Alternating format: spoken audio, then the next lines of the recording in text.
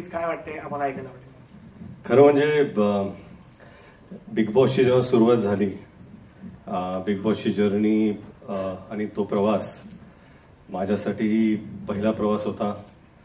सूरजसाठी सुद्धा तो पहिलाच प्रवास होता आणि केदार भाऊंसाठी सुद्धा तो पहिलाच प्रवास होता. आणि मला आठवतंय तिसरा का चौथा आठवडा होता आणि आम्ही नेहमीच, मी, केदार भाऊ, केतन, आम्ही सगळे मिळून ब्रेनस्टॉर्म करायचो रोज, काय घडलंय, काय होत आहे, कुठं चाललाय प्रवास. आणि तिसऱ्या आठवड्यात मला केदार भाऊ म्हणाले की भाऊ, सूरज बरोबर एक पिक्चर काढू असं वाटतं मला. हे माहित नव्हतं की सूरज चौथ्या आठवड्यात बाहेर जाणार आहे का 5व्या आठवड्यात बाहेर जाणार आहे, पण त्यांची कमिटमेंट ही तिसऱ्या आठवड्यात होती. कारण त्यांनी त्यावेळेस सूरजचा प्रवास पाहिला, तो कसा व्यक्ती होता, तो काय बोलत होता तिथे. आणि मला वाटतं की बऱ्याच लोकांना असं वाटत असेल की सूरज बिग बॉस जिंकल्यामुळे, त्यांनी ते विजेते ठरल्यानंतर हा चित्रपट बनला असेल, पण असं नाहीये. आणि याचा मी साक्षीदार आहे की तिसऱ्या आठवड्यात, आणि मला म्हणाले की सूरज चौथ्या आठवड्यात बाहेर जाऊ द्या का 5व्या आठवड्यात बाहेर जाऊ द्या, सूरज कधीही जरी बाहेर झाला माझ्यासाठी तो विनर आहे तिसऱ्या आठवड्यात. आणि मला त्याच्यामध्ये अशी काहीतरी छान गोष्ट दिसली आणि त्यावेळेसपासून ते स्क्रिप्टवर काम करायला सुरू झालं. आणि 10व्या आठवड्यात माझी स्क्रिप्ट रेडी आहे, 11व्या आठवड्यात ड्राफ्ट करतोय. म्हणजे हे करता करता ते स्क्रिप्ट लिहित होते सूरजसाठी. मला तुम्हाला सांगायचंय की असं नव्हतं की तुम्ही जिंकल्यामुळे झालं. आणि त्यासाठी मला आठवतंय जेव्हा चित्रपट अनाऊन्स करायचा होता आणि दोन्ही जे फायनलिस्ट होते ते स्टेजवरती होते आणि केदार भाऊ म्हणाले की मला माहिती नाही कोण जिंकणार आहे, त्याच्या आधी मला अनाऊन्स करू द्या.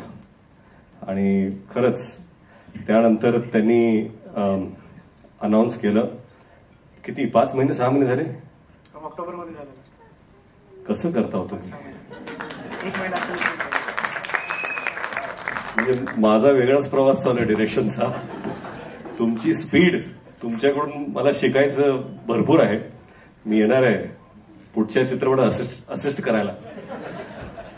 पण सूरज, तुमचा खरंच खूप खूप अभिमान आहे मला. धन्यवाद. तुम्ही ज्या प्रकारे म्हणजे गेम तर खेळला तो भाग वेगळाच, परंतु हा जो प्रवास आहे की स्वतःच्या खांद्यावरती तुम्ही हे जे सगळं प्रवास घेतलेला आहे.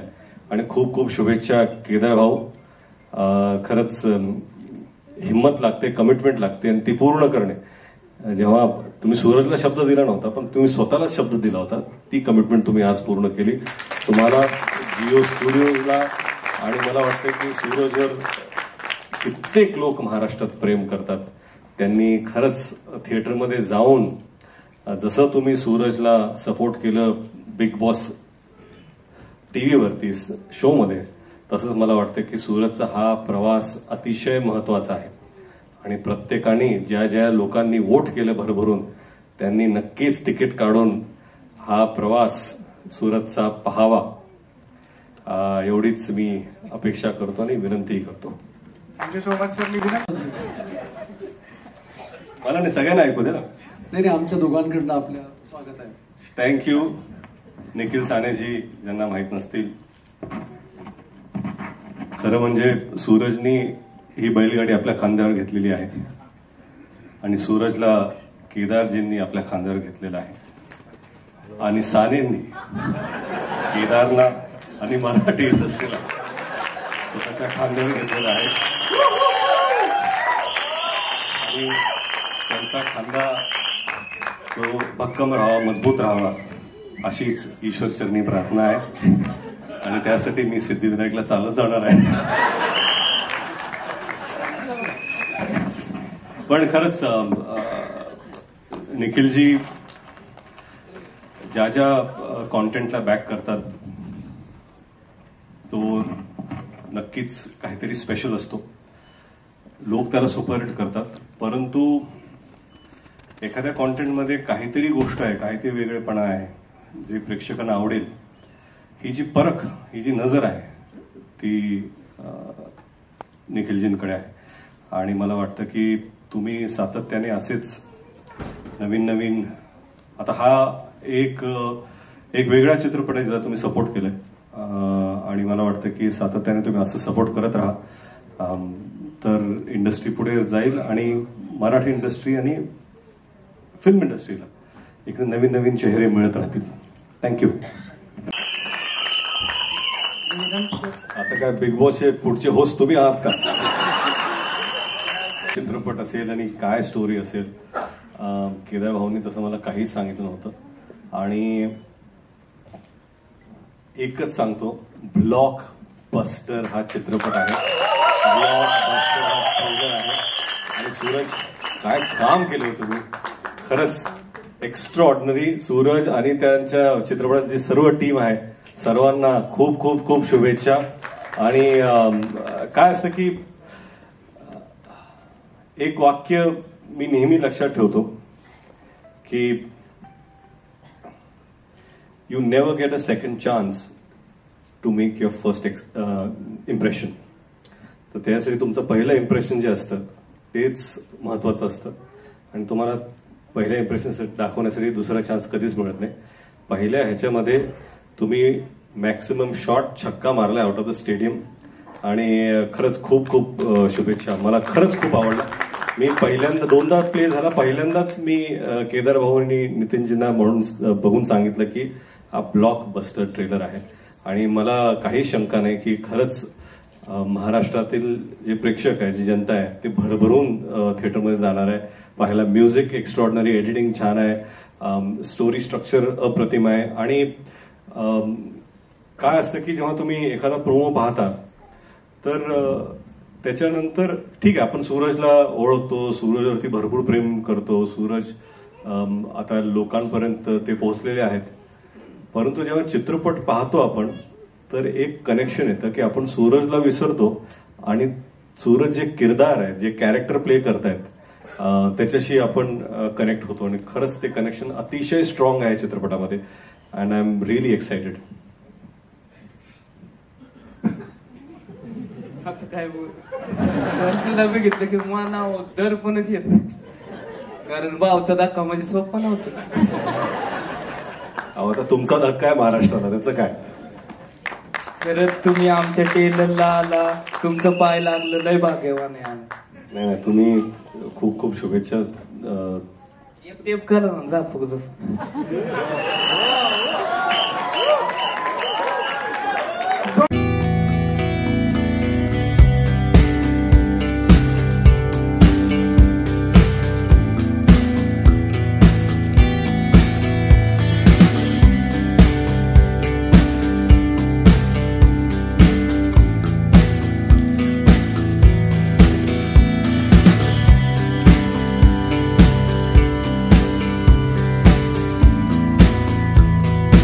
केदार सरांबद्दल मला त्याबद्दल ऐकायला आवडेल की केदार सर आणि तुमचं रिलेशन आणि झापूक झुपूक बद्दल हा निर्णय कसा झाला?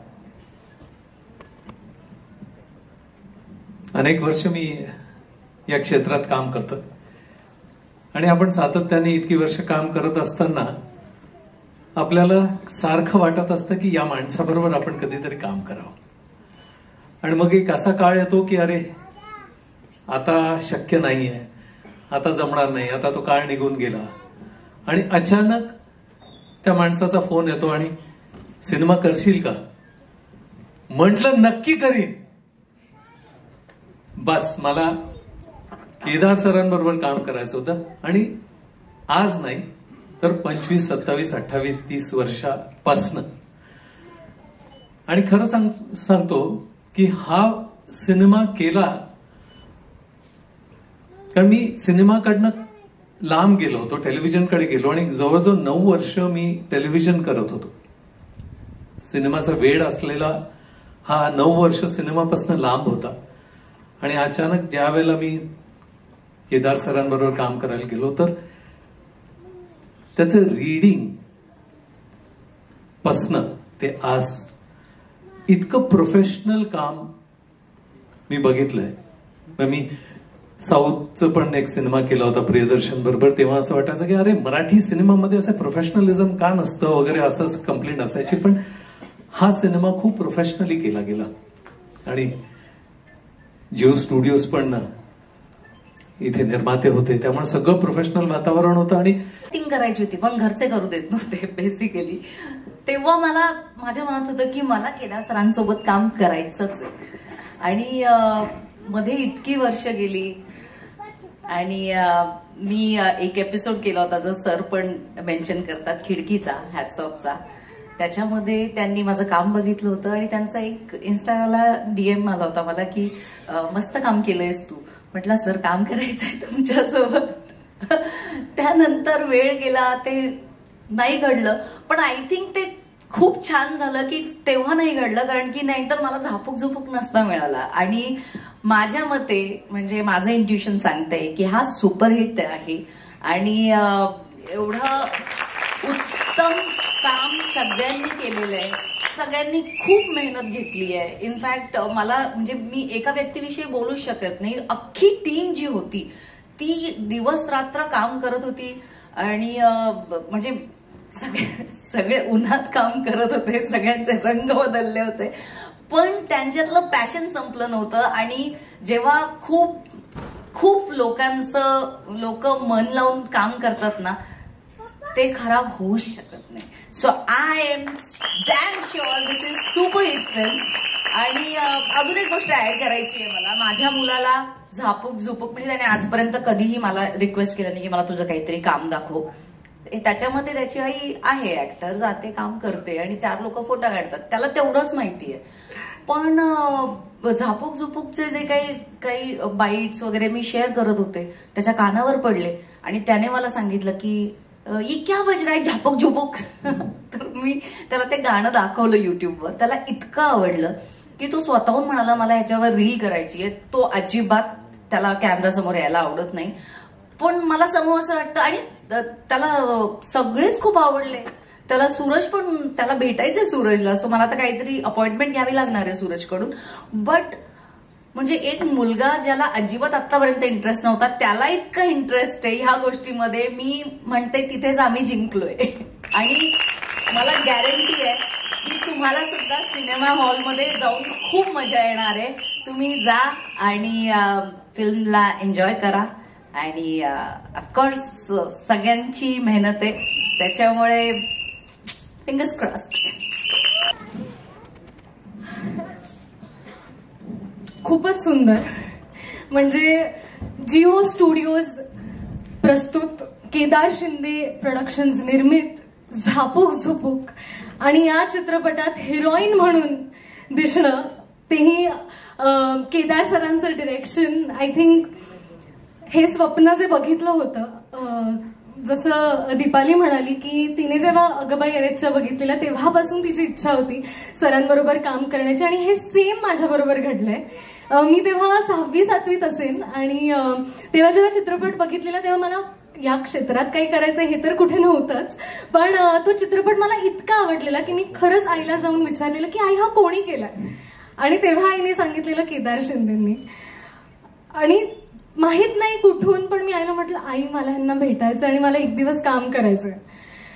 सो तो एक दिवस होता आणि जेव्हा या चित्रपटासाठी विचारलं गेलं, आय थिंक मी ते स्वप्न जगले आणि खूप मेहनत घेतली आहे अख्ख्या टीमने. त्यामुळे मला असं वाटतं झापूक झुपूक ही जी चर्चा सगळ्यांमध्ये आहेच आता, तर we are going to surprise everyone. हा चित्रपट आज आपण ट्रेलरही बघणार आहोत, तर आय एम शुअर की सगळे एक्सायटेड आहात.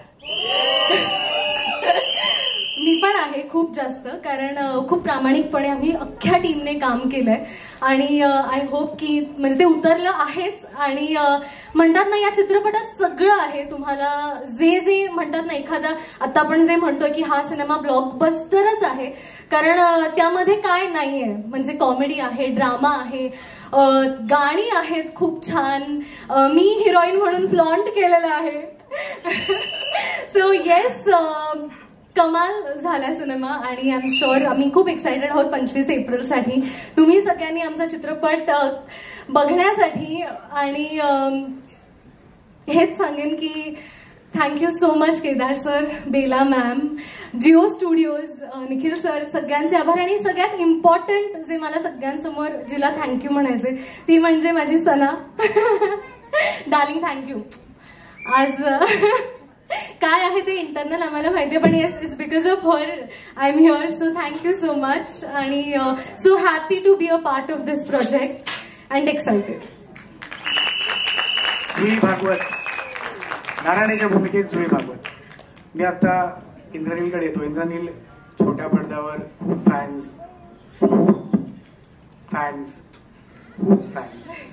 तर आता मोठ्या पडद्यावरती आलायस, प्रमुख भूमिकेत येतोय, काय सांग? नमस्कार. मी आता प्रत्येक कलाकाराचं स्वप्न जगतोय, ते म्हणजे केदार सर आणि जिओ स्टुडिओज यांच्या अंडर मी काम करू शकलो. ही ऍक्टर म्हणून माझ्यासाठी खूप मोठी जबाबदारी होती. मला असं वाटतं की आता आम्ही सगळ्यांनी, आमच्या सगळ्या युनिटने आम्ही खूप खूप खूप प्रामाणिकपणे एक सुंदर प्रोडक्ट तयार केलेलं आहे आणि ते 25 एप्रिलला तुमच्यासमोर घेऊन येणार आहे. सो मला असं वाटतं की तुमचं जे प्रेम आणि तुमचा जो आशीर्वाद आहे तो असाच आमच्या सगळ्यांच्या पाठीशी राहू दे, जेणेकरून हा ब्लॉकबस्टर सिनेमा होईल. आणि हा फुल ऑन एंटरटेनमेंट आहे, त्यामुळे नक्कीच तुम्हाला आवडेल. मला सनाला थँक्यू म्हणायचं, कारण सनामुळे मी आता इथे आहे. आणि so thank you so much Sana. So या Kedar sir thank you so much, Bela ma'am thank you, आणि Nikhil sir, Jio studios thank you so much for giving me this opportunity. आणि मला असं वाटतं की झापूक झुपूक हा सिनेमा महाराष्ट्रभर 25 तारखेला येईल आणि राडा काटाकेर करणार आहे एक नंबर.